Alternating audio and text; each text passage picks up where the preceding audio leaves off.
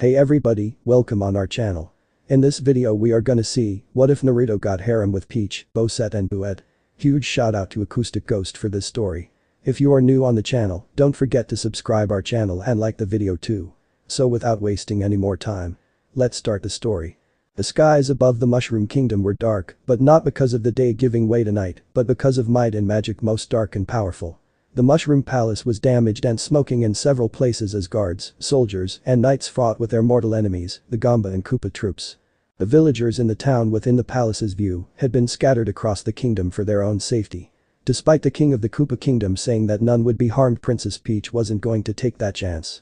Especially with the alliance of darkness that had attacked her palace not even a day ago.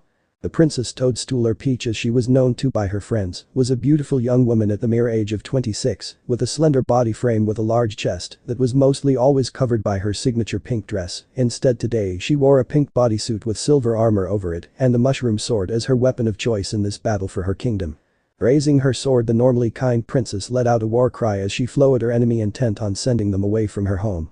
Her enemy smirked at her as she raised a single scale-covered arm before twisting her body with a speed and sending her flying with a swing of her long tail. Crashing into a pile of rubble, Peach pushed the rubble off her, revealing her damaged armor and broken sword. Discarding the sword, she summoned her ever-faithful umbrella. In the open field not far from the entrance of the castle, another battle was raging. This time a young woman who was similar to Peach in appearance and body preparations was leading the charge, striking at any enemy with her powerful attacks, but the attacks phased through her enemy, who just laughed at her. Before grabbing her and teleporting her into the sky before dropping her where Princess Peach was fighting. Above her head, a battle just as fierce as hers was raging. 3 streaks of light flow across the sky, occasionally crashing into each other before backing off. The red and green lights battled a yellow-orange light that seemed to be more than a match for them. The orange and green lights that hovered in the air were the brothers Mario. Luigi Mario and Mario J Mario.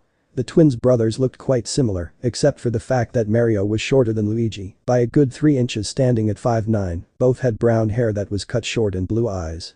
The only difference was that Luigi was often called Slim Thug because of his slender appearance, while Mario was more thick in the middle section. Both were running on fumes as they had never faced an enemy as powerful as the one before them. Sure, they had battled him before on different occasions, a time or two they won, and sometimes they lost, but it had never crossed their mind that their enemy was more powerful than them, especially as he sometimes lost to Mario, making them think that the duo was stronger than him. Clearly, they were wrong on all fronts. The orange blur vanished before appearing between the duo, before he did a split leg kick that sent the duo to the ground. As the heroes of the Mushroom Kingdom and Sarasaland respectively crashed next to their princesses in the courtyard, the lights faded from their forms as Peach and Daisy ran up to the 2 brave plumbers turned warriors.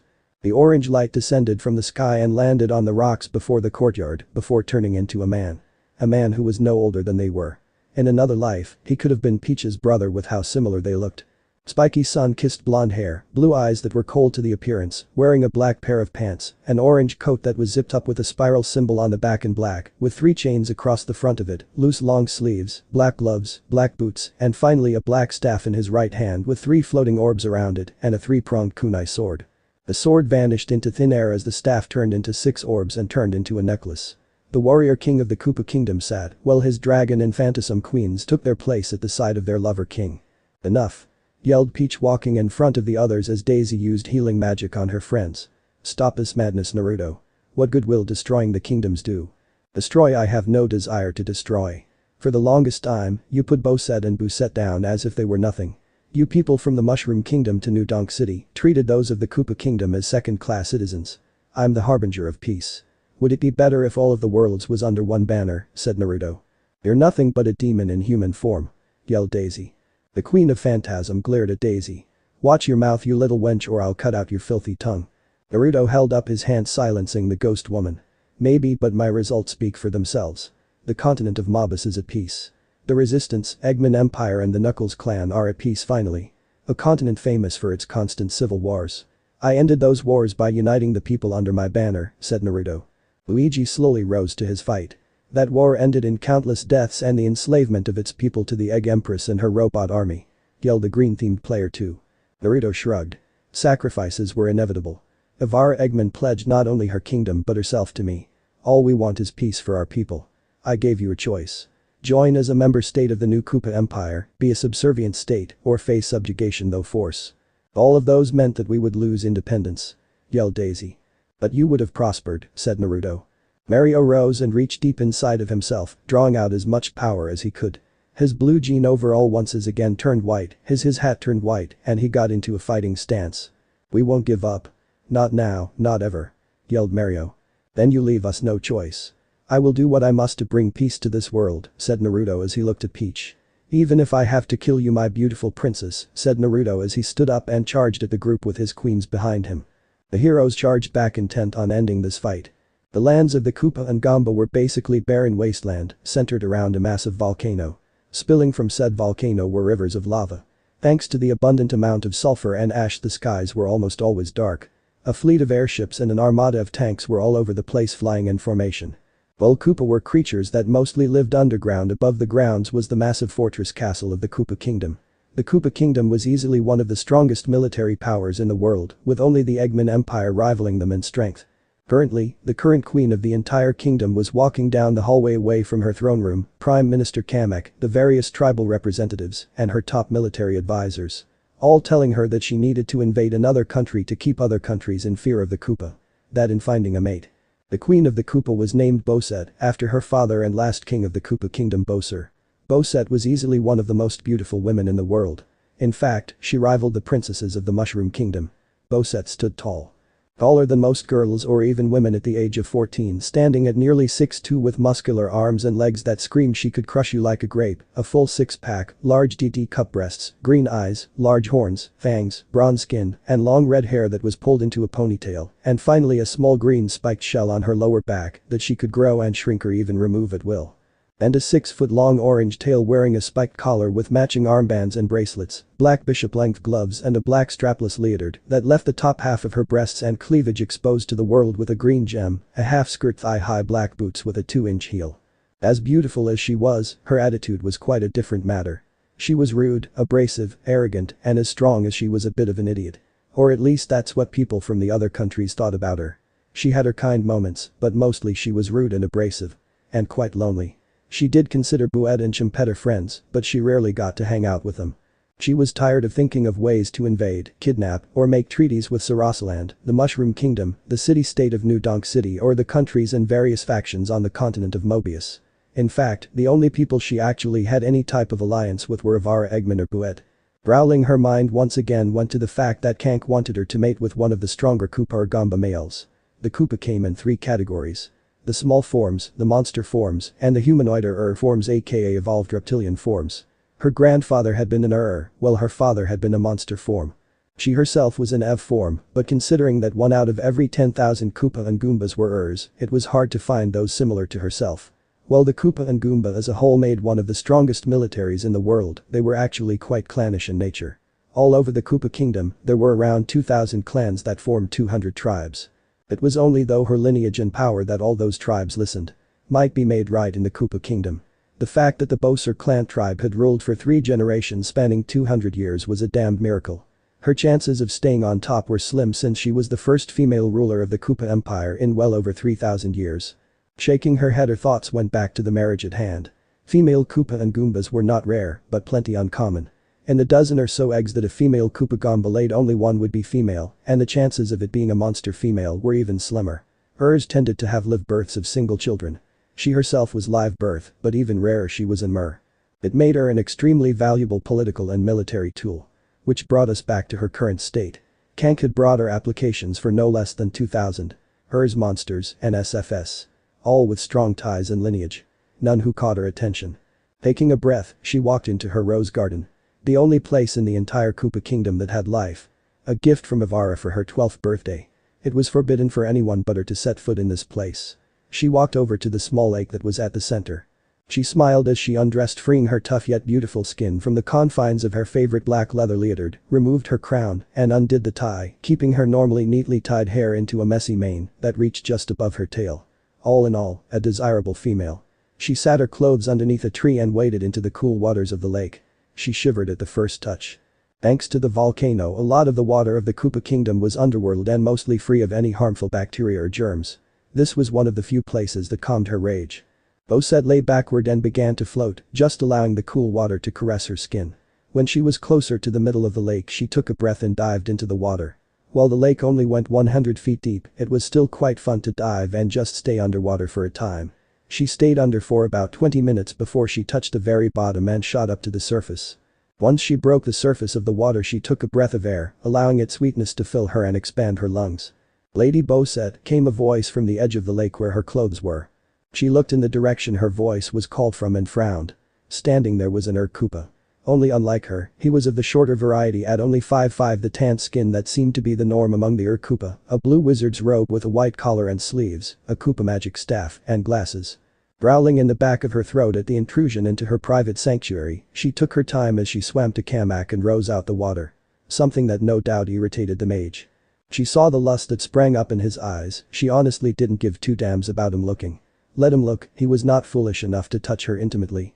While he was magically powerful and was the advisor to her father, he was nowhere near as strong as her father, and she had killed him when she was 10. She grabbed her leotard and put it on. The water made the leather even tighter on her skin than it normally was. "What do you want, Kamak?" asked Bowsette as she pulled on a single boot. "My lady, we have much to discuss. Several tribes, allied tribes at that as well as rival tribes, await your choice of mate. As well as when we will next invade the Mushroom Kingdom," said Kamak. Bowsette looked at him. "The tribes and council already know my stance on mating. Only someone who is as strong as me will be my mate. Last I checked no one, not even the Urs are stronger than my father, and he was a monster. As far as an invasion goes that is not going to happen. Thanks to international treaties we can't attack during a year of harmonic games," said Bowsette.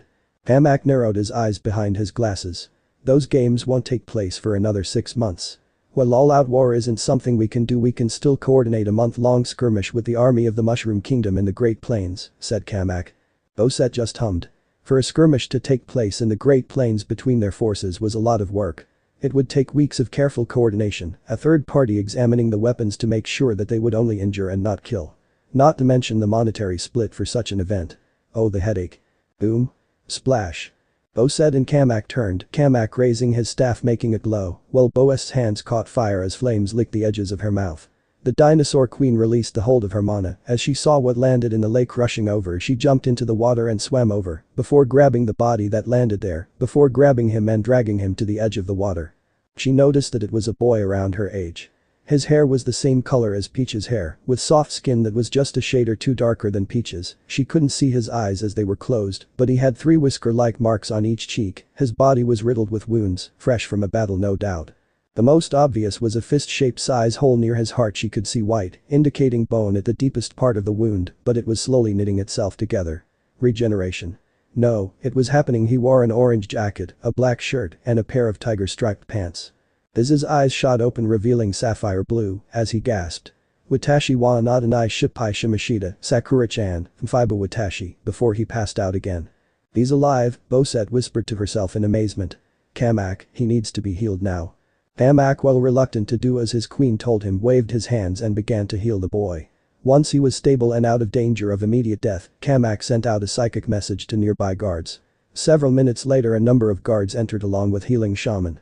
While Kamak healed him, Bowsette wondered to herself what kind of battle he had been in to accumulate such injuries.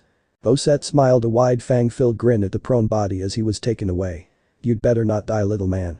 You are much too interesting to die from such small injuries. Bowsette, Queen of the Koopa Kingdom, has her eyes on you." The council of the Koopa Kingdom was made up of tribal representatives. Some of the strongest Koopa and Goomba in all of the Koopa Kingdom, only the tribal chiefs and elders. Considering that the tribes fought over resources and territory like cats and dogs. Half of the time when the council were together, they argued over territory, the other time they argued for fighting and invading other territories, specifically the Mushroom Kingdom and Sarasaland. There was a story there about how the people of the two kingdoms teamed up to drive the Koopa and the Goomba out of their rightful ancestral lands. However, that was a few thousand years ago, and the Koopa had adapted well to their new lands. Honestly, it was just in their nature to want to fight. She couldn't be bothered to remember thousands of years of problems. "Is something wrong, Bowsette? You don't seem to be enjoying yourself as much as normal," asked a sweet voice from her side. With a bit of a metallic ting to it. Bowsette looked from her left eye while closing the right. Standing next to her was a bodyguard and pet. Bowchi. Bowchi was once a regular chomp several years ago, but her father and Kamak performed alchemy and magic experiences on it, trying to turn it into a monster Koopa chomp hybrid. That experiment failed and somehow turned it into a girl. They tried to replicate the experiment but to no success, a girl who they gave to Bowsette as her pet. Bowchi was a short stack if there ever was one. Standing at only 4'10" with large cup breasts and a tiny body that Bowsette had used to enact some of her more base desires. Her skin was a pale white as if nice tan, black eyes and a mouth full of razor-sharp teeth that were silver in color, jet black hair with a knife bob cut, wearing a black short-sleeve-made uniform that stopped at mid-thigh, with downward spikes protruding from the bottom, and puffy sleeves with a boob window, bicep-length gloves. Black high heels with red bottom, and the stiletto heel was bladed and so sharp you could cut with its shadow, black see-through fishnets that were ripped in several places, 2 thick metal bracelets on her wrists with 3 chain segments, and a thick metal choker on her neck with a chain that hung just between her breasts. Bowchi was a kind girl, and one of the few reasons that people dared not challenge besides Bowsette's own formidable strength was that Bowchi was one of the kingdom's strongest fighters. And she is very protective of her mistress. "Everything is fine, my pet. My mind is just on the boy that appeared a week ago," said Bowsette. That was only half true as she had been ignoring the meeting. Over the last 7 days, the shaman and doctors of the kingdom had looked after the boy in a secured room in the palace. The reports that she had gotten had been interesting, to say the least. He wasn't a normal human by any means. While there were several people who didn't have magic, the few who did were powerful. From the reports that she got, he had more than the circulatory, nervous, and blood vessel systems that a normal human had. He also had a pathway of some kind that allowed strange energy to spiral around his body. It was a rich energy that rivaled the power of those blessed as the 7 star children karmic energy. The energy that she currently was studying as she was a star child, and so was Peach as far as she knew. Bowchi smiled before she crawled into Bowsette's lap, managing to rub her knee against Bowsette's crotch, making her grunt in pleasure. "Now it makes sense. You want to dominate him, to mate him," said Bowchi. Bowsette bleared at her pet playfully. "I don't mate with weaklings.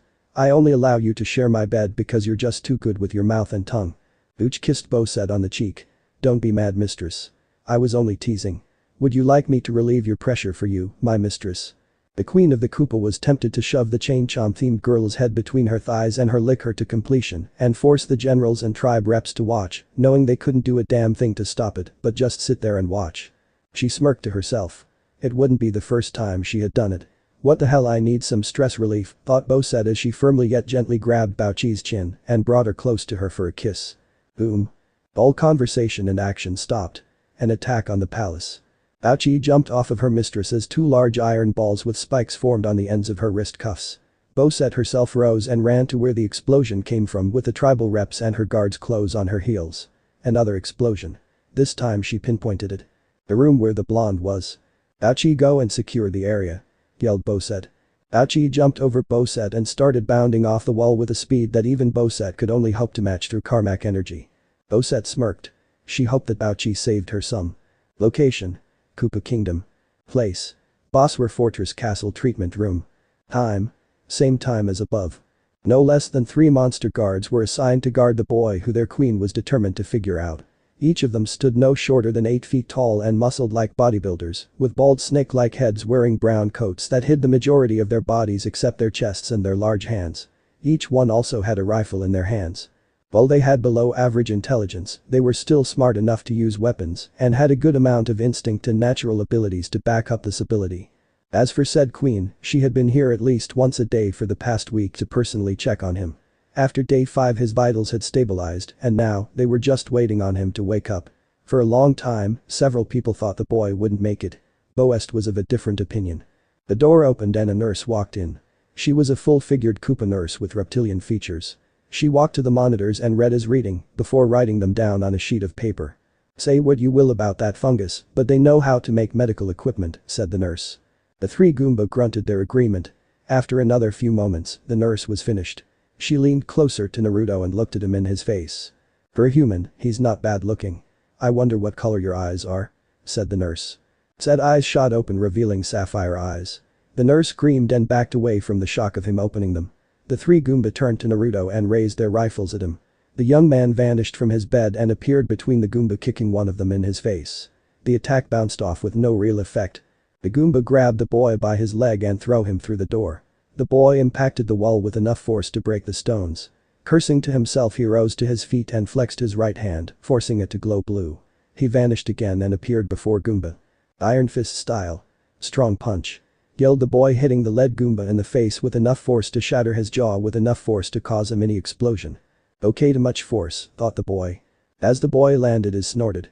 Who would have thought that Bushy Brow Sensei and Bachan's combined skills would come in handy, thought the boy, before he twisted with the momentum. Iron Fist style. Skyfall. Yelled the boy, dropping the kick on the second Goomba. The last Goomba threw away his rifle and wrapped his arms around the boy before he could do anything else. The boy grunted in pain as the monster squeezed his boa contender-like arms tighter with each passing second. The boy gritted his teeth in pain. The Goomba began to laugh. Funker was enjoying himself. Flexing his right hand, he tried to focus on spinning his inner energy and creating a sphere and surrounding it with a fragile shell, but he had never mastered the attack, but it would have to do. Oh well, he wasn't known as the most unpredictable ninja for nothing. Broken Rasengan. Yelled the boy, squeezing the orb until it ruptured and exploded. Boom. The Goomba and the boy flew apart from each other and landed on opposite sides of the hallway. The boy groaned in pain as he rubbed his head. His ears were ringing from the explosion and his head pounded, but he was breathing. He opened his eyes, and it was only thanks to his training that he managed to roll out of the way of the fist that had an iron ball attached to it and impacted the wall where his head had been moments ago. He didn't have enough time to do anything as a strong pair of legs wrapped around his neck and twisted before throwing him. The boy righted himself as he looked at the girl who was shorter than him. However, he could tell just from the fact that she had managed to sneak up on him was a testament to her skills. He looked around for a weapon and saw a broken piece of metal that was long enough to be a staff. Remembering some of the lessons of Hokage Jiji, he reached for picking up a piece of broken metal that was long enough to be a staff. The boy began to twist it with enough force to tear up the ground as he thrust it at the girl. The jutsu. Forest Twister. The girl raised her hands and caught the staff between them, even though she was pushed back several feet. The girl smiled, showing off many sharp rows of teeth. Not bad, little boy, but not good enough, sang Bao-Chi. The boy then began to make strange signs with his hands. Fire release. Fireball jutsu. Yelled the boy, before unleashing a ball of flames that was big enough to cover the hallway. The red-haired woman opened her mouth and inhaled the flames. Okay, with all the crazy abilities and jutsu he had seen, seeing someone eat flames was a serious problem. While the boy was distracted, two large chains wrapped around his body with two boulder-sized monsters on either side of him with their mouths open. That wasn't much of a fight, snorted Bowsette. You still have to give him credit, said Kamak as he walked up. He managed to defeat 3 Koopa guards after just waking up and even holding back Bao-Chi. Bowsette put a hand on her face. Kamak wasn't wrong. Looking to her left, she looked at the royal guards.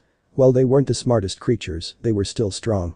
All royal guards had to meet strength criteria before they were allowed to serve her and the kingdom personally. Most royal guards often severed complete ties with their tribes and clan and devoted themselves solely to the crown of the Koopa kingdom.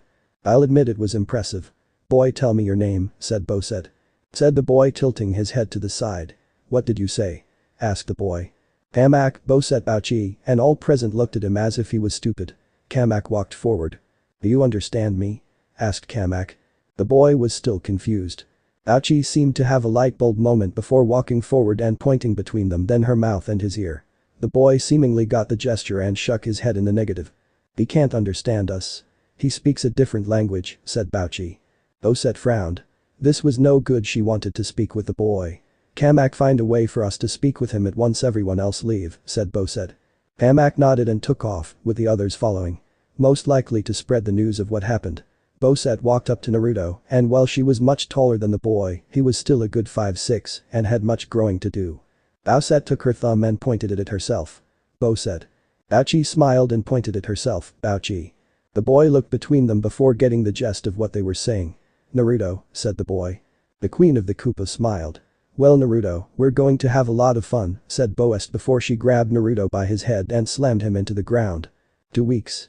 It had been 2 weeks since he had woken up and 3 weeks since he arrived in this world. After waking up fighting those Goomas, whatever they were, and getting knocked out by that red-haired woman who called herself queen, he had been allowed free reign unless Bowsette forbids it. She was strong, almost as strong as Bachan was in terms of pure physical strength. She also demonstrated that she had a mastery of her ability to control her own internal fire.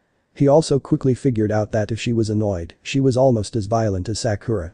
Twice he had met the business end of her fist. The first time was when he was slammed into the dirt right after they met. The second time was when he had caught her and Bao-Chi in a rather intimate position. The reason for the attack wasn't because he had seen them together. The woman had no shame and was proud of how sexy and beautiful her body was. No, her reason for beating the carp out of him was that he caught her in the submissive position, licking Bao-Chi to completion. According to Bowsette, someone as powerful and strong as Bowsette shouldn't fear for her position at the top of the kingdom because some outside saw her in a moment of weakness. While she had no qualms about having Fex out in the open, she refused to be seen in a position of submission. Speaking of the chain and ball-wielding girl. She reminded him of a very dangerous combination of Ino and Anko. She was a flirt and had no problems teasing him by showing him her boobs. No, Bowsette's real danger came in the form of her being as sadistic to her enemies as she was loving to Bowsette. She once casually snapped the neck of a monster from Goomba because he was sleeping on guard shift. He shivered thinking about how freakishly strong those two women were. His life was in constant danger between the duos. Naruto walked through the garden that Bowsette had given him access to. He had been named a VIP of Bowsette's for no real reason other than that she found him interesting. After she smashed his head into the ground, she told him that he better get much stronger because she had all kinds of things planned for her newest pet. Pet a pet? Who does she think she is? Grumbled Naruto himself. She is our mistress, came a voice that he was quickly becoming familiar and quite annoyed with. Naruto turned to see Bowsette sitting in the tree petting a bird with a tortoiseshell on it. She seemed to be at peace at the moment, but Naruto was stupid enough to let his guard down around her. It was still a bit strange to listen to her voice. Thanks to the earring in his left ear, thanks to Kamak, he was able to understand them and the choker that forced his vocal cords to produce the correct words in their language. It was uncomfortable, but Naruto could manage until it became natural. "What are you doing here?" asked Naruto, glaring at the girl. Bowsette smiled. "I was spending the day in the garden since Bowsette is preparing talks with the other Royal and Republic delegations in the next month. All of that political stuff is boring and I don't understand how Bowsette puts up with it." Naruto folded his arms. "That's politics for ya. Sarutobi Jiji and Tsunade Bachin were always complaining about paperwork in council meetings. What is Bowsette doing anyway?" said Naruto, trying out the woman's name. While it may not have seemed like it, Naruto actually had an interest in politics. Sure, he may have been a class clown, but he did pay attention to shinobi and civilian laws, regulations, and cross-politics. Honestly, it was part of how he was able to get away with a lot of his pranks, since at the time he was a minor and fell under civilian law. You only became a full adult in the eyes of Konoha by either entering the military at 13 to 14 or at 17 in the civilian sector. She's discussing security, member nations who are going to join, funding, and events that she wants to introduce for the Harmonic Games this year at the end of winter. So that's about 6 months away, said Bowsette. Harmonic Games? Asked Naruto. Bowsette jumped off the tree and landed before Naruto. Naruto took a step back as Bowsette looked him up and down. She circled him. He wore a black short-sleeve shirt, blue jean pants, and burnt orange blazer, and black boots. It wasn't bad, just too plain for her tastes. "This looks good on you, Toto. We can do without the orange though," said Bowsette. The whiskered blonde glared at her. "First off, orange rocks. Second, focus on what I just said," said Naruto. "During the year of Harmonic Games, all kingdoms pray to the gods and goddesses of the world. During the year that the Harmonic Games are held, all wars and conflicts must be put to hold. Even the most hardcore war nuts know better than to attack during a year of Harmonic Games. The other kingdoms would descend on them like a plague, and their allies would abandon them to their fate," said Bowsette with a bloodthirsty grin on her face. Naruto put a hand on his chin. "Sounds a lot like the Chunin exams, only less deadly. Although there is nothing to stop a war other than the nobles pulling their support for the attacking village," thought Naruto, thinking back to that particular clusterfunk where not only did Hokage Jiji die, but 1/8 of the entire Leaf Village forces had died before they could mount a counterattack. "So, what are you going to do, Toto?" asked Bowsette. Naruto's eye twitched at her nickname for him. She had called him that ever since she learned his name was Naruto. Said Naruto was to be annoying and long to say, and Toto was just too fun to say. Then again, Naruto wasn't strong enough to beat her in a fight. If anything, she was as strong and skilled as Kakashi-sensei was. "I'm just wandering around. The rest of the castle is a little too hot for me," said Naruto. Bowsette frowned at this. "That's boring, Toto. How about we have Fex instead? I'm pretty sure Bowsette won't mind if we do it while she works," said Bowsette, lifting her the hem of her dress. Naruto blushed at this.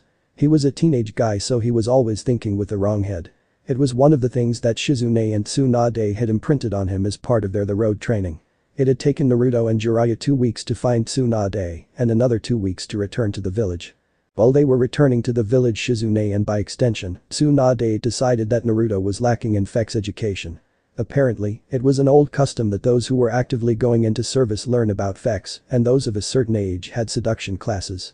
During the second and third shinobi wars, they even had a problem where younger shinobi and kunoichi were paired with older ones, so they could experience the joys of Fex if anything happened to them. That particular program was discontinued when the Third Shinobi War ended. Right around the time Naruto was 3 or 4. Naruto only knew about this program because Sarutobi Jiji felt that someone younger needed to know, else the civilian Ran Shinobi Academy program would erase a lot of history. During those 2 weeks outside of the day when Shizune chased Naruto around Henarda's Tsunade and the times, Jiraiya was around Tsunade supervised Shizune and Naruto in the art of effects and seduction. An art that apparently Tsunade had never taught Shizune. So, for 2 weeks, he read books on biological differences between males and females when he wasn't working with Jiraiya on jutsu during the day. At night he was taught seduction by Tsunade and would have to practice what he learned on Shizune and vice versa. While he would admit that Shizune had taught him a few things when they had stayed at the resort as they returned to Konoha. He would later find that, and Tenten was pretty open about likening Fex, despite having a huge crush on Niji. With Tenten it was more or less just 2 people who had nothing to do and just had some fun. But Shizune, he learned, with Tenten it was just fun, it was his final partner that was special to him. He honestly treasured the time he had done the deed with his own first love Sakura. Despite it being a ploy to clear her own conscience for what she planned to do, i.e. defect with Sasuke, it was still the best time of his life. Despite this, Naruto wasn't so comfortable with the topic of Fex. And he wasn't really looking for someone to lose himself in at the moment. He wasn't Iro Sennin who spent hundreds of ryo on prostitutes. No thanks. I'm not in the mood today, said the blushing blonde. Aochi frowned before she got a sharp-toothed smile. Well, in that case we can play tag Toto. Tag? Asked Naruto, closing his eyes and tilting his head slightly. Aochi smiled a smile that made Naruto shiver. She jumped at Naruto before raising her leg and kicking at him.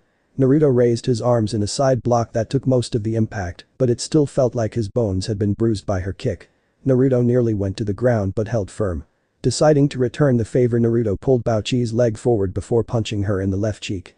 It felt like hitting a steel wall, but with basic Iron Fist style the damage was negligible. In combination with releasing her leg, she went flying into the dirt. Naruto looked at the prone figure of Aochi before she rose to her feet. Not a scratch on her face indicated that she had been harmed at all. Not a bad punch, Toto. I guess I'm it. Oh no, leaving the garden. Considering how large it is, we have plenty of space to play. Try not to make this too boring. 10-9-8, said Aochi. Naruto didn't stick around. He jumped into the trees and allowed his shinobi training to take over. He did not want to get caught by the chain loli. I am not a loli. I'm a short stack. Yelled the chain low short shack as a demon appeared behind her as she chased Naruto down. An hour later, Bowsette would walk into the garden for a break to find a dirty and bruised Aochi sitting on top of a chained up and squirming Naruto, eating an ice cream and burning his clothes. Deciding that she missed nothing interesting, she took her seat by the lake and had her pet bring her some tea. The training pits of the soldiers were just sandy ground on the outside of the palace that had high walls and was outlined by black volcanic bricks. There were several along the northern wall. It was also the closest sparring pit to the royal hallway. All of the training gear they had was makeshift weights and sparring circles. Several Koopa and Goomba frequented this pit in hopes of being the ones to capture her eye. Today was no different as several soldiers were there, including a captain in the ranks who was from the Blue Shell tribe. He was an Koopa, he was tall and slender, and his hair was slicked backward. He only wore a speedo and his boots to train. This was Spiny. Blue Shells were a powerful tribe, not because of their numbers, but because of their ability. Unlike others, Blue Shells were Koopas that had gained the ability to fly. This made them some of the more deadly foes to face. By all accounts, Spiny was the favorite to win Bosette's heart. He was surrounded by his unit, the Winged Serpents. A highly decorated assault unit that had a 97% success in missions. Currently, he and his cronies were posted up next to the sparring pits. They were looking at all of the monsters and regulars sparring and couldn't find it in themselves to care about them. Or at least that would be the norm. His eyes were currently on the talk of the kingdom. Naoto. Naoto was doing pull-ups. Spiny growled before he walked up to Naoto. Hey Naoto, yelled the winged Koopa. Naoto stopped what he was doing and dropped down. He disgraced himself and his tribe and clan by wearing baggy black pants and a white muscle shirt. Instead of proudly displaying his body as the rest of them did when training, he hid his magnificence from the world. All Koopa and Goomba showed their magnificence to the world, proof of their strength and vitality. That wasn't the proud display of a warrior. My name is Naruto. And I got time to dance, said Naruto. Spiny snorted. Warriors don't dance, weakling. We fight, we battle. It's a turn of phase, Jack, said Naruto. Spiny didn't dignify that with a response as he stepped into the circle with Naruto. Naruto began to lightly bounce on his feet. Spiny snorted. No solid stance, weight relaxed, and no warrior's aura. This was going to turn into a bloodbath. Rules. asked Naruto. No magic, no weapons, bodies only. We go until one of us can't move, said Spiny, getting into a classic grappler stance. Naruto nodded before he took a stance that confused everyone. He stood straight as a board before putting his left arm behind his back and then his right hand out forward in a knife edge. Spiny growled at the mockery of Koopa grappling style before he charged forward. Naruto ducked the grappling attempt before using his right hand to swipe Spiny off his feet before jumping and putting both his feet to his head. Iron Fist style. Spinning drop kick, yelled Naruto. Spiny began to spin like a top before hitting the ground. He roared as he jumped to his feet and began to swipe at Naruto. Naruto ducked, backpedaled, and despite how big Spiny was, he was surprisingly fast. Naruto was barely keeping pace with him. Naruto managed to make it to the edge of the arena before he was booted in his back into the waiting arms of Spiny, who gave Naruto a bear hug before tossing him away. Naruto landed on the ground to the cheers of his foe's comrades before he rose to his feet. Spiny rushed at Naruto again and this time managed to slash him across the chest with his claws. Naruto kept the pain in as he took a stance and pulled both hands back. Iron Fist style. Double impact, yelled Naruto, throwing both fists forward. They landed square in Spinny's chest and stomach, making the winged Koopa back up and throw up blood. He glared at Naruto before unfolding his wings and rushing at Naruto. He grabbed Naruto in another bear hug before flying up into the air and dive bombing into the ground. Barely 10 meters from the ground he released Naruto, who went head first into the ground. Spiny landed on the ground and roared in victory at the approval he was getting from his friends. Only in the roar of public appeal, he failed to notice Naruto pull himself out of the hole. He glared at the man who nearly ended his life. Memories flashed in his mind. He chased his best friend and brother in arms to the Valley of the End. Sasuke lighting him on fire, burning his skin to a crisp. Sasuke pile driving him into the ground, a broken neck and creaked skull. Sasuke driving a funking Chidori through this chest twice. Naruto's eyes bleed red, his fingernails turned into half-inch long claws. Rage rushed through his blood. He roared, ignoring everyone, and jumped into the air and crushed Snipey with all of his weight. Once on the ground, he managed to snap one of his wings, making him yell in pain before he rolled them over and gained full mount before he began to rain blows down on Spiny. Spiny throws his arms up in a defensive stance, but Naruto kept punching. Even when his skin opened, his knuckles broke and blood began flying. After only minutes, the haze began to fade when he felt the resistance leave his opponent's body. Naruto looked up from where he was overlooking the prone body of his opponent. His opponent's face was broken, teeth missing. He was moaning in pain. Naruto. The blonde was panting as he looked around. All around was silence. Raising to his feet, Naruto just felt joy. He had never been a battle nut. Far from it. He enjoyed the training and a good scrap, but the taste of battle and blood had never been on his mind. Maybe it was the beginnings of a disordered mind, the curse of madness that all shinobi suffered from of some sort. Who else wants to get these hands? Yelled Naruto, slipping into his native tongue as his sapphire eyes blazing in rage. Everyone who had surrounded the pit backed up. To put down an blue shell was a feat in and of itself. Clapping could be heard. Everyone looked at where the clapping came from and saw Bowsette, Bouchi, and Kamak standing on the opposite side of the pit near the royal entrance. Keep your eyes on Naruto, honorary member of the Greater Browser Tribe. My champion, announced the Queen of the Koopa with a smirk. Several people turned and looked at the man who had apparently earned Bowsette's favor. Location: Koopa Kingdom. Place: Motor Pool. Time: noon. The motor pool of the Koopa Kingdom was the central location for a majority of all of the kingdom's advanced vehicles. Rarely in her 3 years of rule has Bowsette allowed any of the vehicles to leave unless they were on patrol of the territory or actively engaged in war. This was where those known as the Shais resided. Shais were known to be a quite reclusive race and the known enemies of the Yashi race. No one knows the reason behind this apparent blood feud. They worked under the Goomba and Koopa races as subservient race, mostly for protection, but because of their skills with machines, weapons, and building, the Goomba and Koopa relied on them. It was more of a symbiosis than an actual master-slave relation. Also, considering that the Shais were allowed to serve in the military but chose to serve as mechanics and techs, didn't spoke volumes about them in the eyes of the Koopa and Goomba. Shais often could be found wearing a red robe with a loose flap on the back of its head, a brown belt with a golden buckle, blue shoes with brown soles, and a white mask with 3 black oval-shaped holes in it, representing large eyes and a small mouth. The mask is secured over the never-seen face of the Shy Guy with a brown strap. The Shy Guy's mask holes move as if it is a real face. However, there were extreme differences between the males and females of the race. Shais didn't get over 3 feet tall and were quite stocky, being pretty strong for such a short stature. The females of the Shais themselves weren't much taller, only topping around 4 feet tall, but were more lanky. The special garage of the motor pool was the home of the vehicles that would be used in the 10-course racing circuit. A tall shy gal was working on the vehicles. She was tall for a shy. Standing at 5'4", she was also model slender as opposed to stocky like most shies were. Her face was hidden behind the mask that all shies wore when out in public, but it did little to hide the tufts of turquoise hair poking out her tight red robe that came down to the middle of her thigh, a thick brown belt that was slanted on her hip with a holster and a pouch, white stockings, and blue high-heel boots. This particular shy gal was named Integra. Not that anyone outside of her people knew this name. Integra was bent over the engine twisting a ratchet wrench to tighten a bolt that had been loose. Pulling away from the engine, she smiled at her work before backing away and closing the hood of the cart before walking around and cutting it on.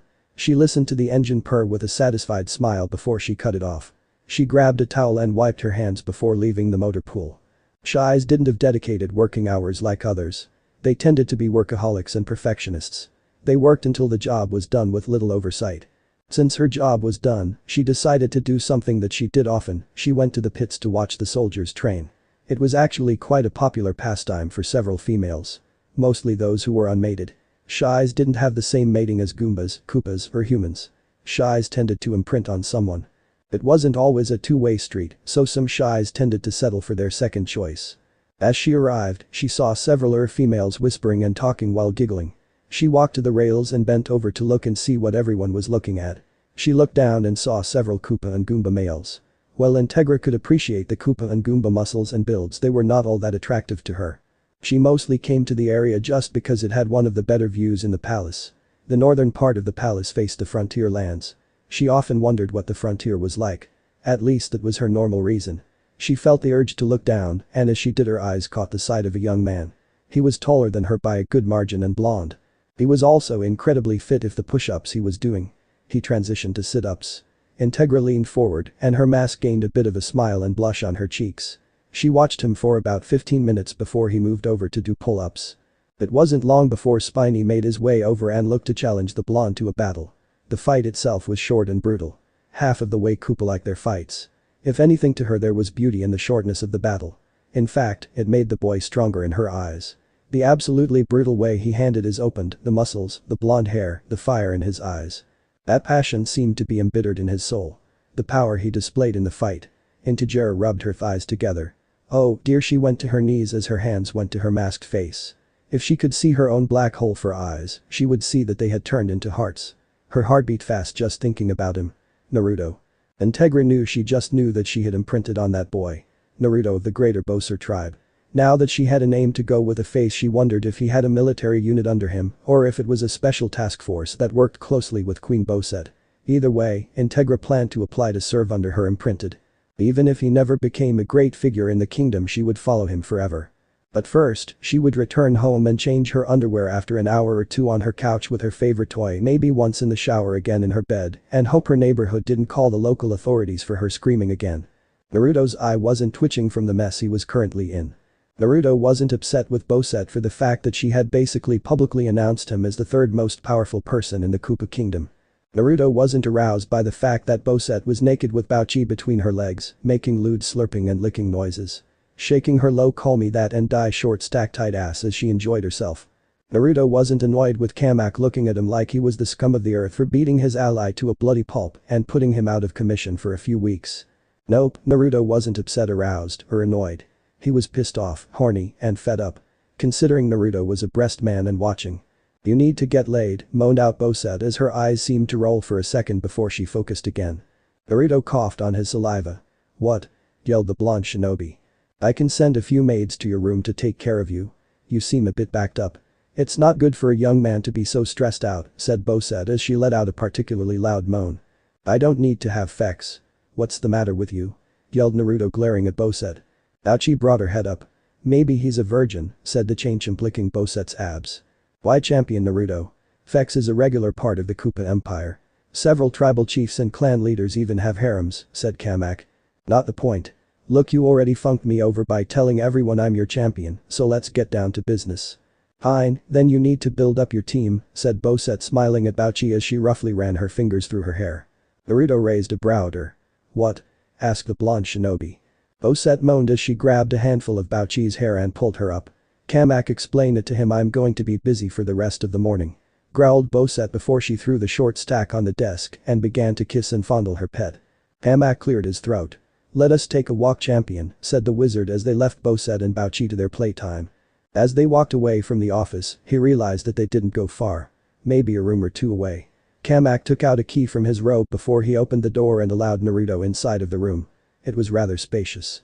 Not as large as Bowsette or Kamak's offices, but it had basic furnishing: a desk, a few bookshelves, an armor stand, and a couch and coffee table. This is your personal office. As champion of the queen, you must always be close to her or on missions assigned by her. You are also to give her pleasure when told that you must please her. Your secondary title is royal consort. I'm not a day hooker, asshole. Kamak ignored Naruto's Cree speech.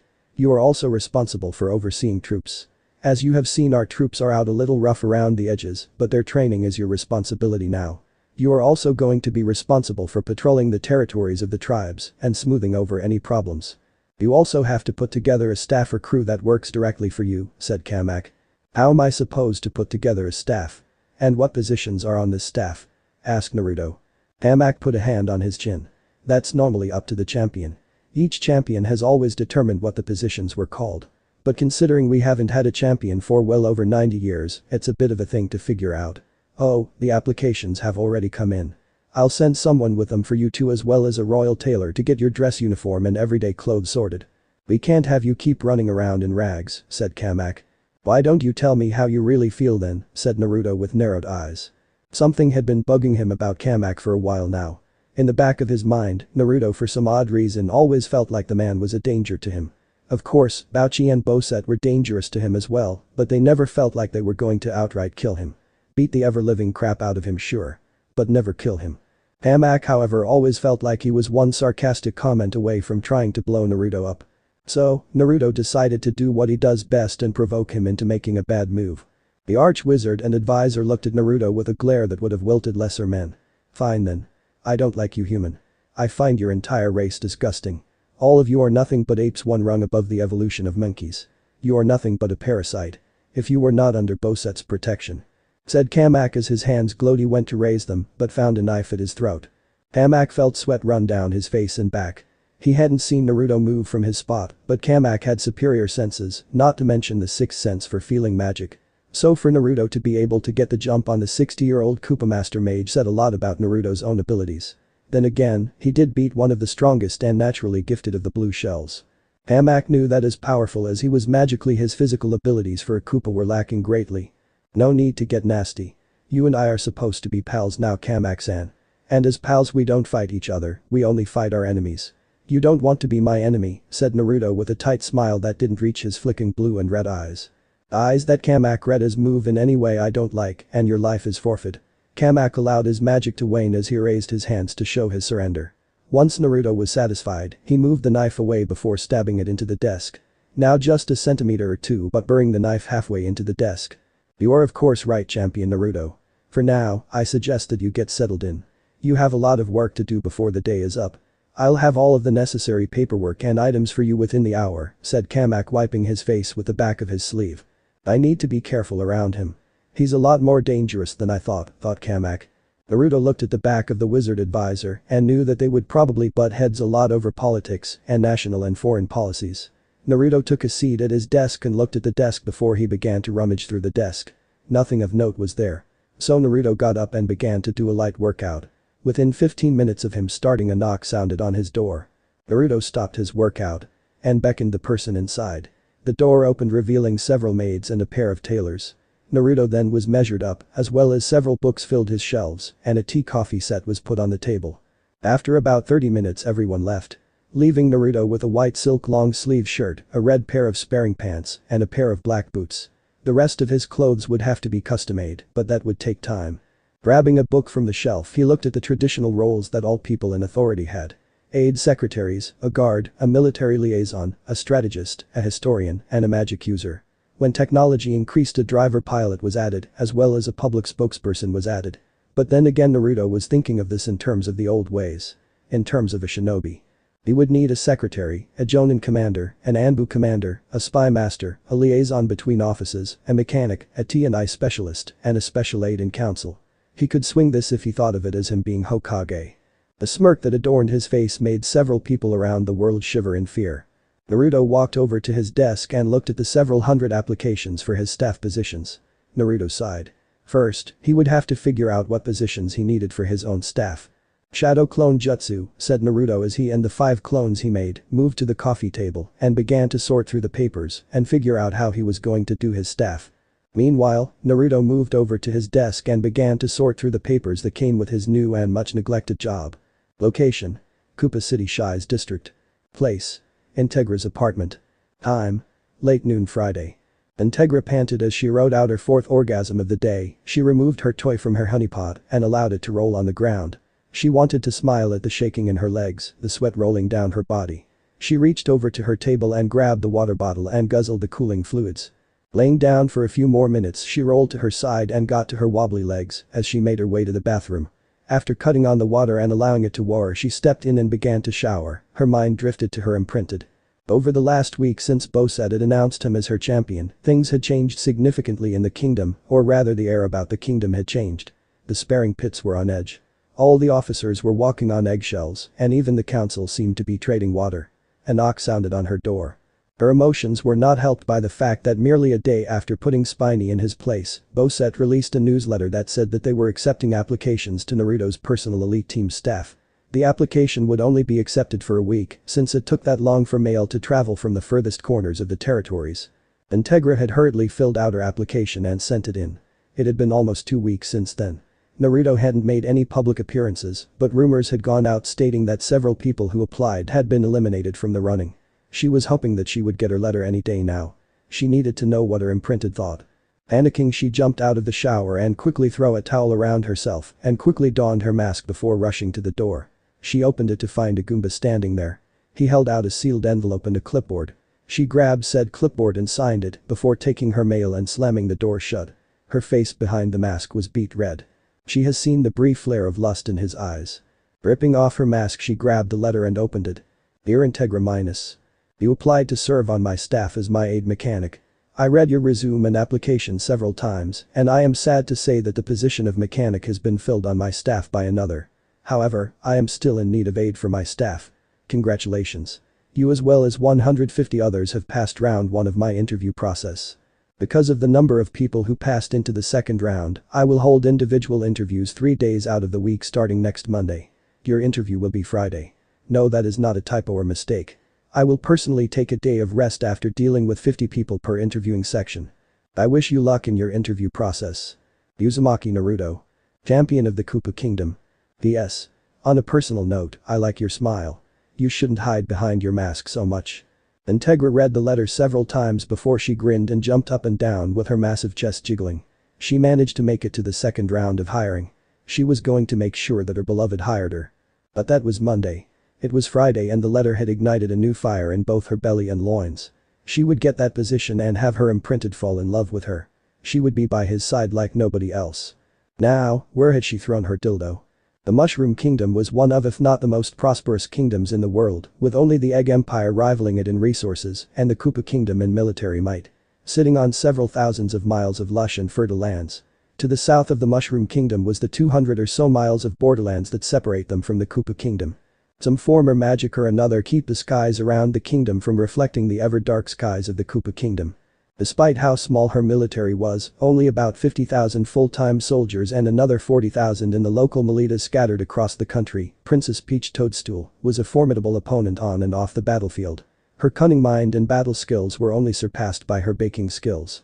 Princess Peach was considered to be the most beautiful woman in the world, with her cousin Daisy as number 2 and Bowsette as number 3.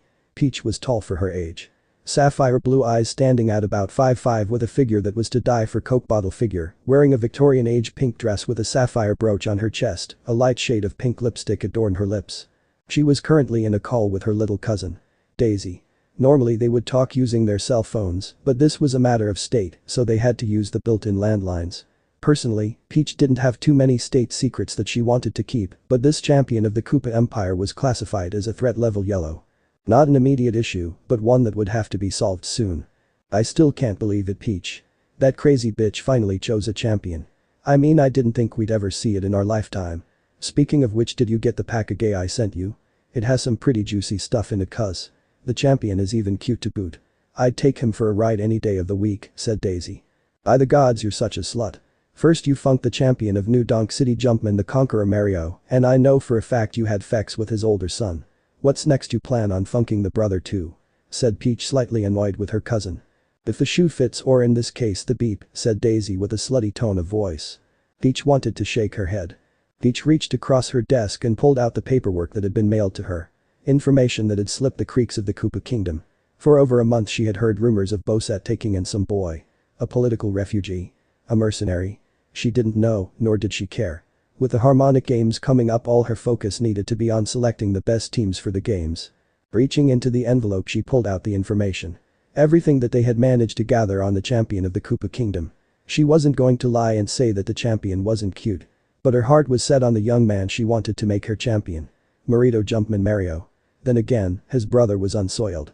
Their intelligence on him was limited at best. No records from New Donk, Mobius, the Egg Empire, or Sarasaland. He was a ghost in the system, so to speak. An enigma that could throw everything off. His skills were the real deal, as he had defeated the leader of the Winged Serpents, but then again, their success rate for missions was always in the borderlands. Only twice had they managed to complete a mission on her borders, making for a 99% defense rating in her people's books. Honestly, even with how powerful the Koopa Kingdom's military was, they were unorganized and undisciplined. A threat on a smaller scale. During the days of King Koopa 70 years ago, he was a warmonger and made things quite difficult to beat. This new guy might change that. I'll have to pay a visit to the Koopa Kingdom in a week or so. Just to make sure that nothing unfounded or unwanted is afoot, said Peach. You sneaky bitch. You have something planned, don't you? Asked Daisy with quite a bit of excitement. Peach smiled. Now that would be telling love, said Peach. Location. Koopa Kingdom. Place. Boswer Palace, Naruto's office. Time. Midday. The groan of pleasure escaped the champion of the Koopa Kingdom's lips. Bowchi was messaging his neck, back, and shoulders. The last week had been trying for him. While he had set aside dates for the interviews for his staff, his entire week had been nothing but meetings and the like. Meetings with tribe officials. Meetings with generals and admirals, meetings with territorial leaders. Bowsette wasn't any help, since she had all but told Naruto that if she had to deal with bullshit, then so was he. It was also one of the reasons that Bowchi was currently on loan to him until he got his staffing done. According to her, she only had 3 staff members. Kamak, her advisor, Naruto, her champion and the head of her military outside of herself and Kamak, and Bowchi, her personal maid, pet, secretary and bodyguard. The little chain chomp filled many roles. How are you feeling, Toto? Asked Bowchi. Exhausted, said Naruto as he rose to his feet and looked at all the applications that had come in. Out of the 50 that he interviewed, the staff was going to be a tough challenge. I have to turn these 7 individuals into the core of the Koopa Kingdom's military, political, and internal politics infrastructure. A job I'm handling after many years of neglect. Bowchi gave Naruto a kiss on the cheek. Yeah, it may take time, but you got this, Toto. Said Bowchi with a smile. Thanks, Bowchi, said Naruto, enjoying her encouragement.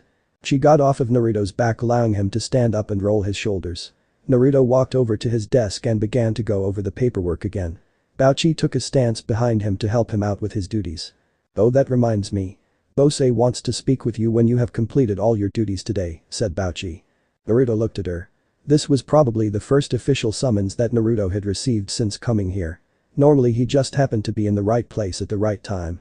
Unlike Kamak, who seemed to keep to a busy schedule, Bowsette did what she wanted when she wanted. At times he thought that she was just being lazy and shirking her duties. Okay. Coinciding, I won't be done till late tonight. It's gonna suck for me, said Naruto. Bowchi smirked. Then you'd better get done what you can, Toto. You got a lot of paperwork to complete, said Bowchi as 2 maids brought in 2 large stacks of papers. Naruto sighed in annoyance before he made a familiar hand sign. Shadow clone jutsu, said Naruto. He wondered how pissed Swan Bachin would be if she never figured out this. Location. Koopa Kingdom. Place. Bosette's room. Time. Late evening. Bowsette brushed her hair in the mirror as she prepared for bed. Today had been rather annoying as the tribe councils wanted to discuss some changes to the military operations. She didn't know why she was already spending quite a sum for the Egg Empire to update their communications.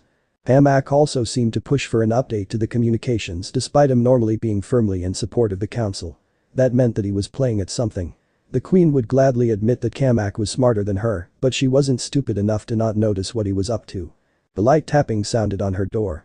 She knew that it wasn't Kamak or Bowchi, as they either had permission or didn't care. Setting her brush down, she turned to the door. Enter, she said.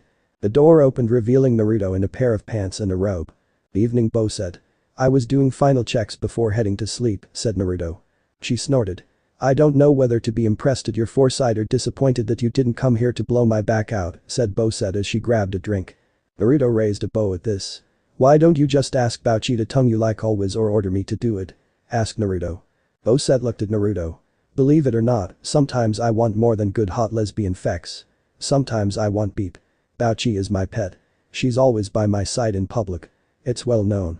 As much as I care for her, I can't afford to show weakness in my personal life," said Bowsette drinking from a bottle. Naruto took a seat on the couch in her room. "Then why all the semi-public fex?" asked Naruto. "I'm the queen of one of the most powerful militaries in the world, I'm expected to sire a few children. Me having semi-public fex with another woman isn't something that anyone will fuss over. Unless I do it in front of other world leaders." "That makes sense. You still didn't answer my question. Why haven't you just ordered me to do it?" asked Naruto. Bowsette got up and walked over to Naruto before straddling his waist.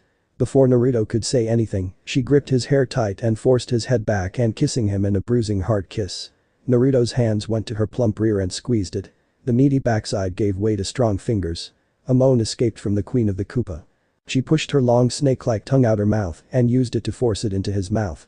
She explored all corners of his mouth. He tasted good to her. Pulling away from him she smiled at the saliva bridge that connected their tongues together. "I can wait. Go drown in endless lust. Funk as many bitches and whores as you like. Knowing that one day you'll come crawling to me. To funk, no, we won't make love, we're going to break each other's minds with the pleasure that we'll give each other. Until then be my warrior and champion of my kingdom," said Bowsette as she rose from his lap and went to her bed. Naruto swallowed the spit that was in his mouth and couldn't help but nod. "Good, now get the hell out of my room. I need my beauty sleep. Oh, if you see a handmaiden feel free to take her for a ride to drain those balls of yours," laughed the Koopa Queen. Naruto got up and walked out of the room slamming the door behind him. He really needed release. As he walked down the hallway, he saw a few of the homunculus maids walking around the palace. All of them are creations of alchemy. Apparently, homunculus maids and butlers were sold commonplace around the kingdoms.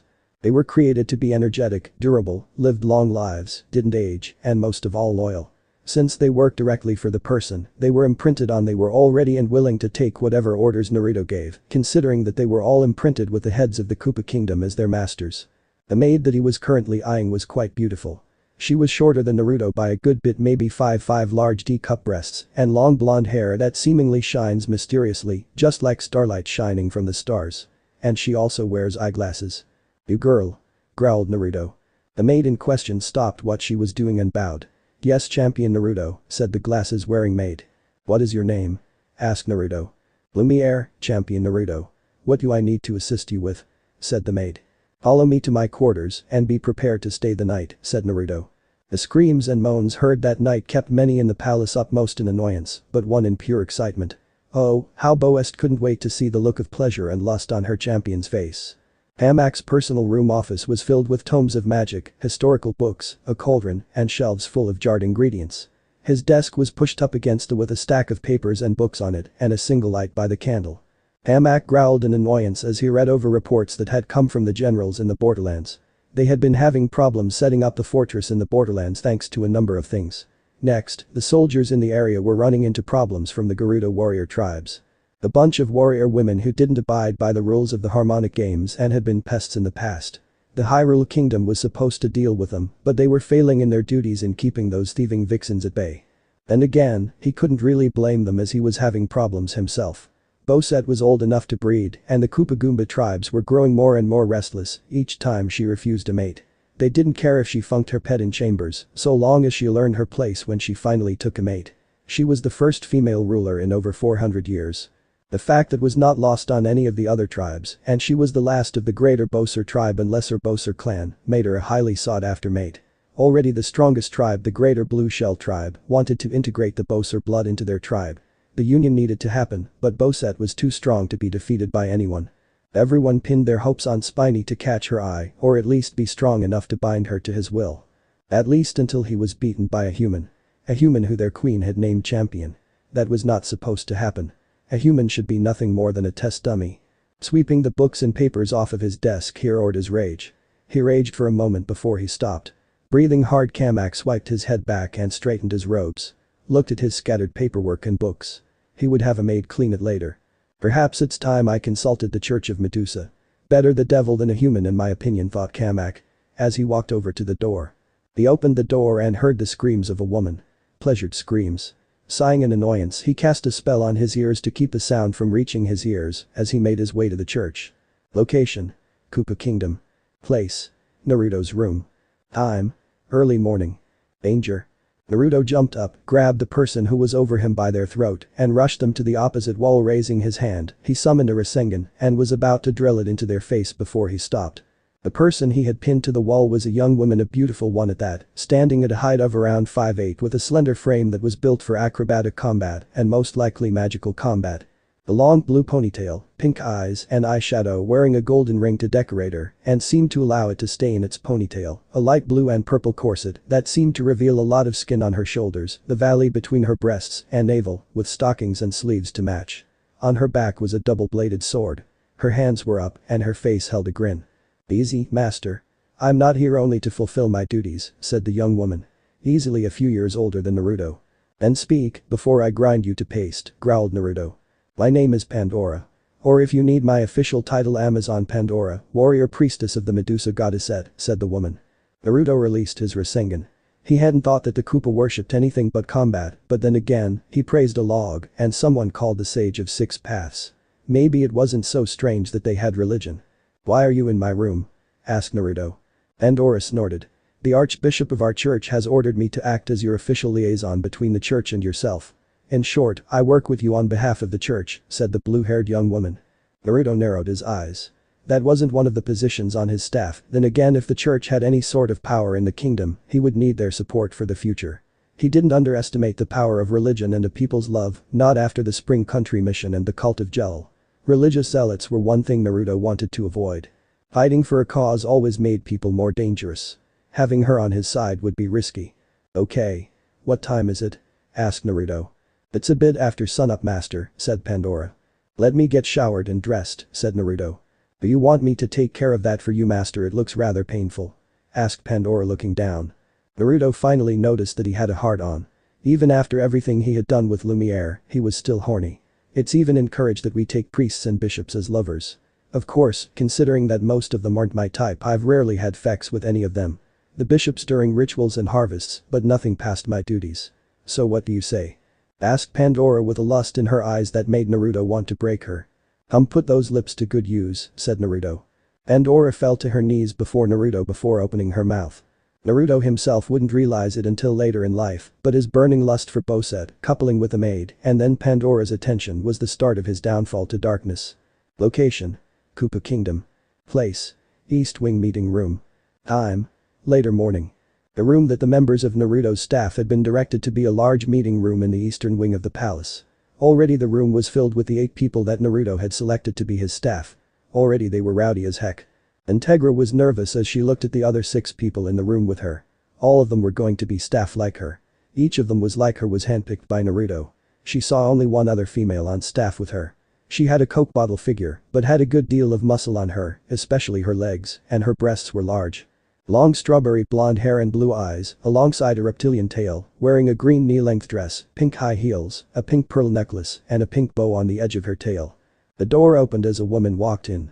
She wore a full-body robe that covered everything but her face. Presenting the hand-selected champion of the Koopa Kingdom. "Master Naruto," said the woman. Naruto entered the room. He wore black pants, white armor, arm guards, and matching boots. Over this, he wore an orange clock with the Koopa Kingdom emblem on the back. He walked around to the head of the table and took a seat with the woman standing behind him. "As we have much to do in the coming weeks, this meeting will be brief. You all received letters stating your positions and what I expect of you, but I want you to introduce yourselves to each other. Please leave your clan and tribe names out of who you are, and I will explain why in a moment. We will go from my right to left." Standing up was easily the largest of the Koopa there, easily standing at 8'2". He was signified with a star on the left side of his face, dark skin compared to the others, and a black shell. "My name is Morton Jr. According to the letter sent to me by Champion Naruto. I will be leading the vanguard forces once things have been finalized," said Morton. The next to stand up was a smaller Humanian Koopa. He was only 5'7". His blue mohawk made him taller than he was. "Name's Larry. I'll be acting as the quartermaster for our little group. Supplies and requisitions will come through me. The second largest Koopa stood up. Unlike Morton, his head was pink and he wore pink glasses with a classic Koopa frame and skin. I'm Roy. I'll be overall in charge of troops on the battlefield when Champion Naruto isn't around. Next came a smaller Koopa but with simply crazed eyes. And a green stalk of hair. My name is Iggy. I'll be running our R&D division and motor pool alongside working closely with the magic division. Next came a young man with his hair split into a classical look and he dressed in a compressed suit but a single fang could be seen poking out the front of his mouth. Ludwig von. I will be the leading strategist and head of the special forces. Finally was the other girl. How are you doing, Suga? I'm Wendy O and I'll be your intelligence operative director. Treat me nice and I'll treat you well, said Wendy with a wink. Integra looked at the others and signed out who she was. I'm Integra Minus. I'll be Champion Naruto's personal aide, signed Integra. I am Amazon Pandora. I'll be the Crutches liaison. I was added last minute by the Archbishop and at advisor Kamak's request. Naruto raised a brow at this but said nothing. He would file it away for later. He would definitely need to speak with her in private about this. It boggled his mind that he didn't think to ask her who had assigned her to his group. He had honestly thought that it was Bowsette in a bid to gain favor with the religion in her country, but obviously she didn't care about that at all, it seemed. Champion Naruto. Head of the military. Despite the fact we have several generals and admirals in the kingdom, I will be going over everything they want, say or do with a fine-tooth comb. Only Queen Bowsette and advisor Kamak can overrule me. When in official formation I ask that you refer to me as champion. My goal is to fix the military. To do that we will start on a smaller scale. Our first mission goal is to gather up enough supplies and soldiers for an experimental training force that will take place over the course of a month. This training is a proof of concept.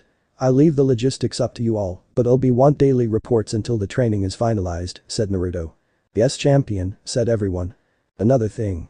You are all from different clans or tribes, but that is no more. Your names are from this day forward Koopa. All under the banner of the kingdom. You work for the kingdom and do everything for the kingdom. You will meet me at the end of each day for the next 2 weeks to go over your reports on your progress. You have 2 weeks to finish the prep for this mission. Get it done. As of this moment, Integra and Pandora are to consistently be by my side as my right and left hand respectfully. If you can't get to me directly, then give the information to them, said Naruto. Yes, champion, said the others with Wendy O Koopa glaring slightly at Integra and Pandora. Dismissed, said Naruto raising from his feet. Integra looked at Naruto with hearts in her eyes. So cool. Location. Konoha. Place. Konoha Hospital. Time. Noon. A city-state of Konoha was said to be the strongest military power in the elemental nations. The milipower of the Land of Fire, ruled by the Hokage, the strongest shinobi or kunoichi in the village. With the exception of Sarutobi Hiruzen and Namikaze Minato, Konoha had always been under the command of the Senju clan, a fact that the civilian council was desperately trying to hide. The current leader of Konoha was Senju Tsunade, the 5th Hokage. Tsunade, despite being in 50s, looked like she was in her late 20s early 30s. She wasn't very tall, maybe 5'6", with some of the biggest breasts in Konoha being H-cup, long blonde-haired, hazel eyes, and a black and red diamond tattoo on her forehead. Wearing a grey kimono top with no sleeves, green hori with the kanji for gamble on it, and a pair of black-heeled sandals. The kind that only truly skilled kunoichi wore. Tsunade threw the doors to the hospital open. She ignored the civilian staff as they sang her false praises. How could she care for those who hated her son? It wasn't long before she came to the office of her elder student, niece of her deceased lover, and adopted daughter. Kodo Shizune, the poison lily of Konoha. While many people would dismiss Shizune because she was a medical ninja, they would be shocked to discover that out of all of Konoha's kunoichi, Shizune would rank as number 3rd, 4th or 5th strongest, with only Tsunade and Tsume. The only 2 kunoichi that could contend for those spots was Midorishi Anko, who had once been trained by her teammate Orochimaru, or the prodigy swordswoman Yuzuki Yugao. Tsunade sighed as she entered the hospital room. She looked at her disciple with a pained smile. Shizune was laying on a bed with a towel on her head and an IV hooked to her arm. While she never thought it about herself, Shizune was a very beautiful woman. Fair-skinned woman of average height and slender build with onyx eyes and jet black hair. Her hair is straight and shoulder length with bangs that cover her ears and frame her face. Wearing a long bluish-black kimono with white trimmings, held closed by a wide obi, and open-toed sandals with low heels. Tsunade had been in a meeting with the elders when one of her Anbu entered the room and told her that Shizune had collapsed in the hospital. It shouldn't have really been a shock to Tsunade. For the last 14 years Shizune had only focused on taking care of her drunkard of an adopted mother. She had sacrificed her life for Tsunade's. So when that new brat joined Jiraiya and finding her, she knew who he was. It was Kushina and Minato's brat. Or rather her and Minato's brat. Like all female Jinchuruki, Kushina had problems get pregnant, but Tsunade had donated her own eggs to help her little cousin get pregnant and sire a child. Tsunade herself had lost the desire to have children after Dan's death, regardless of the number of times her and Jiraiya had sex, and claimed that she would be the perfect mother to his children. To her it was just sex. A release of oxytocin and endorphins. Nothing more, nothing less. Feel-good natural drugs. Hell, she spent years travailing, drinking, gambling, and having sex with men of all kinds. Nobles, samurai, yakuza, and others of the like. Of course she was pretty picky being a medic. So over the years outside of Jiraiya she had maybe had about 30 lovers. One nightlight stands than anything over the last 15 years. But then again, compared to the 100 or so prostitutes that Jiraiya had slept with, that was nothing. Opening the door to the office of the head medical ninja, Tsunade smiled as she saw said adopted daughter working on some papers. Shizune was a pretty woman. Beautiful even. Even if she didn't think much of her own appearance. A consequence of having Tsunade, who had once been Konoha's most beautiful kunoichi in her late teens to early 30s. Her eyes were black as shoulder-length hair and bountiful cup breasts, wearing a black kimono and flats on her feet. "Working hard, Shizune?" asked Tsunade. Shizune looked up from her work and went to rise to her feet. As she did, Tsunade got a good look at 5-month and swollen belly. She was carrying Naruto's child.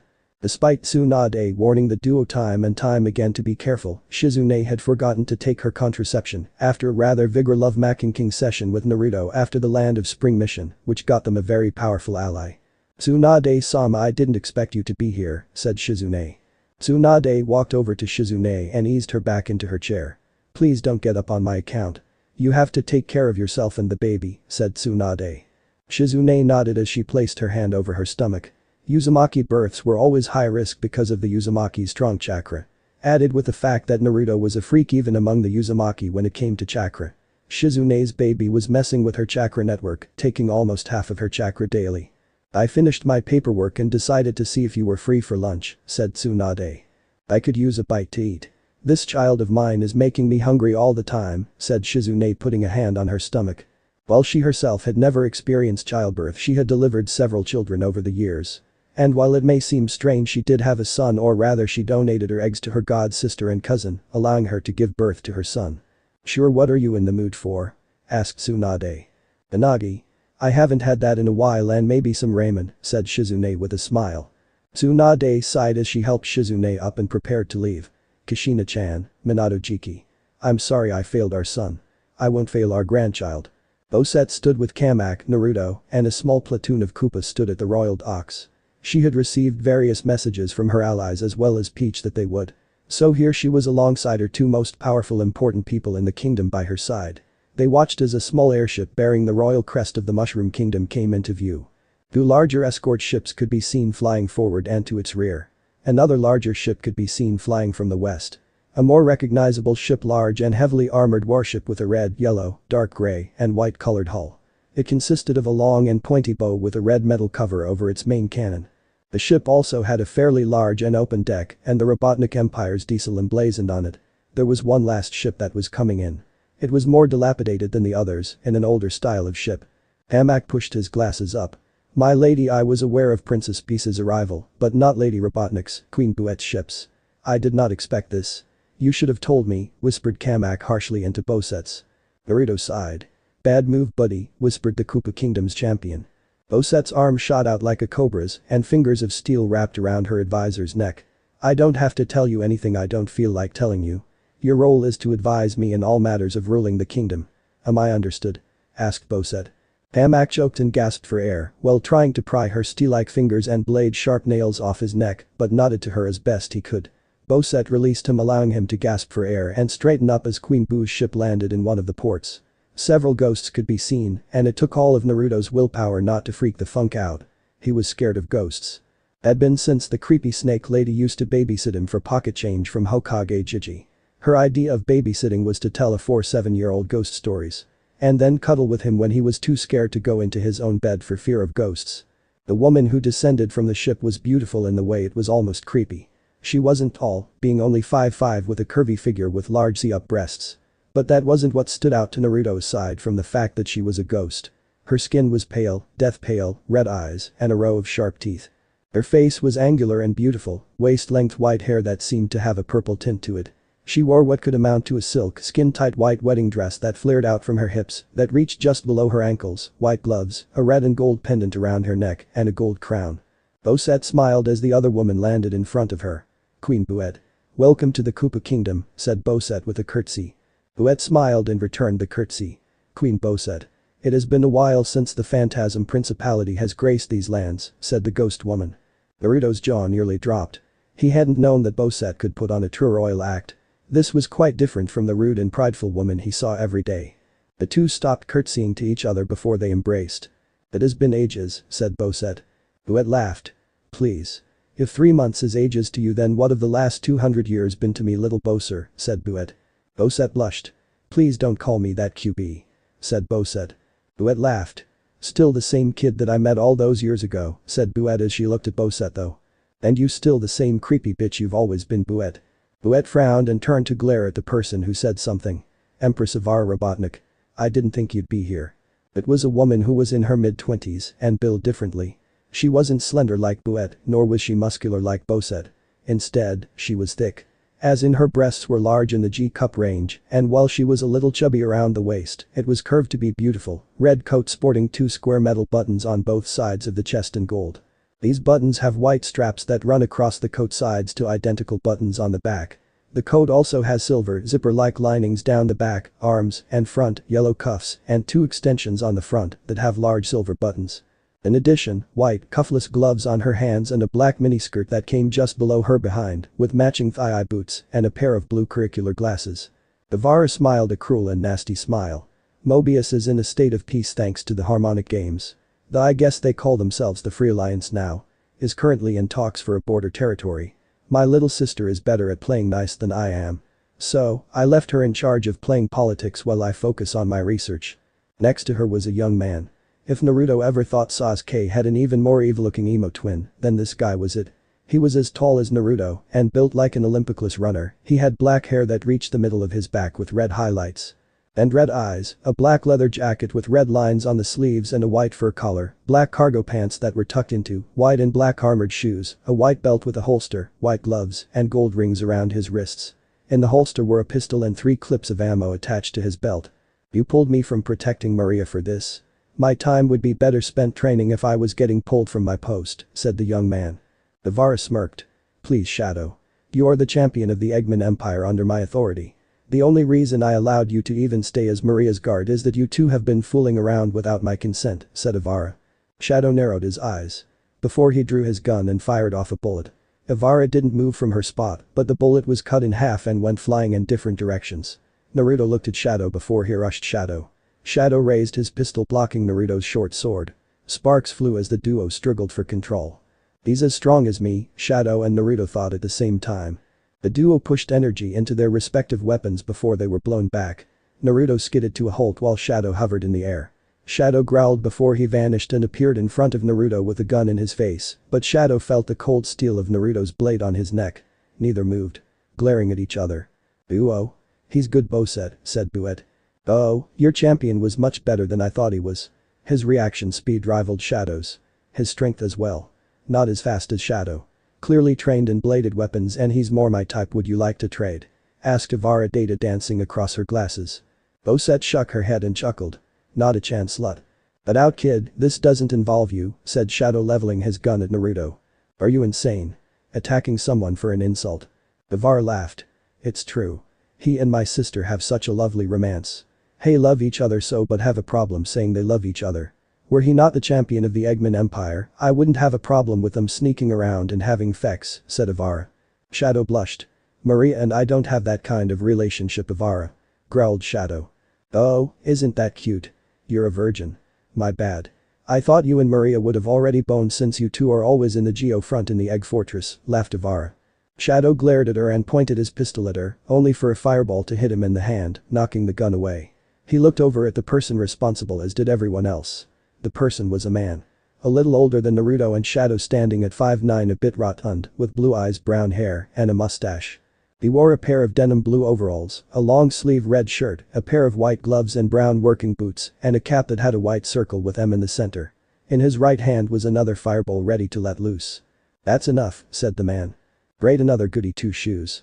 Who's the fat guy? Asked Naruto. The fat guy in question glared. The name is Mario and I'm not fat. It's all muscle here, cat, said Mario. Naruto narrowed his eyes. I'm not a cat, if anything I'm a fox, said Naruto. And I'm going to kill you both, said Shadow. The trio sized each other up, but before they could attack, a barrier appeared before them, stopping them. They each looked at where the barrier came from and saw a figure descending from the Mushroom Kingdom ship with her hand raised. That is enough, yelled the Princess Toadstool. What am I to do you with? Mario, I ordered you to stop them, not join their pointless fight. You two should also be ashamed of how you acted, Champion Shadow, Champion Naruto. Mario paled. Sorry princess, said Mario as he went to one knee. Don't chastise me, lady. How I deal with Avara's bullshit is none of your business. I couldn't kill her if I wanted.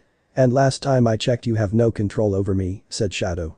I was doing my job, so keep it to yourself, Mushroom, said Naruto with narrowed eyes. The Mushroom Princess glared at Naruto.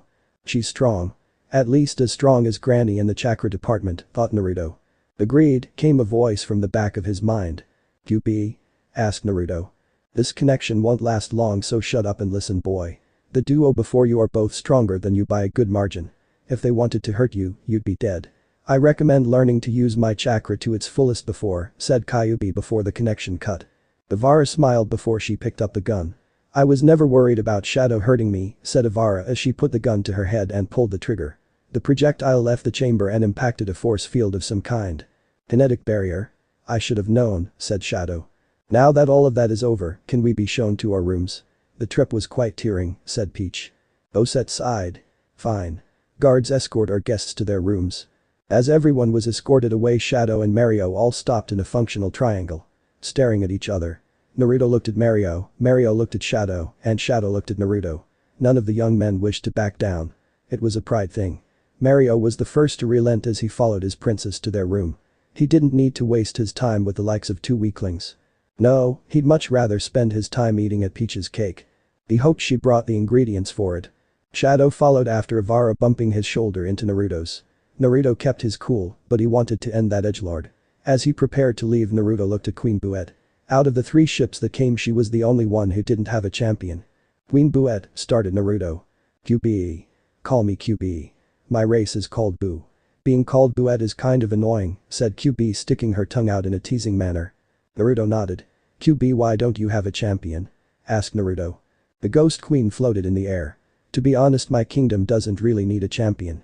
We live on the fringe of the Koopa Kingdom, but we aren't really members of the kingdom itself. I'd say we're about 1/20th the size of the Koopa Kingdom. My own military is maybe 10 ships in our entire fleet and maybe 4,000 troops. We exist under the Koopa Kingdom as an ally state. As far as I'm concerned, we don't need a champion, said QB. Naruto nodded. I understand, QB. Hamak, Naruto, if you'll excuse me, I wish to speak with QB for a bit, said Bowsette, grabbing QB's hand and dragging her away. Where are they heading? Asked Naruto. Hamak shrugged his shoulders. I try to stay out of their way. With so many combustible elements in this castle, I will have my hands full as it is, said Kamak. What do you mean? Asked Naruto.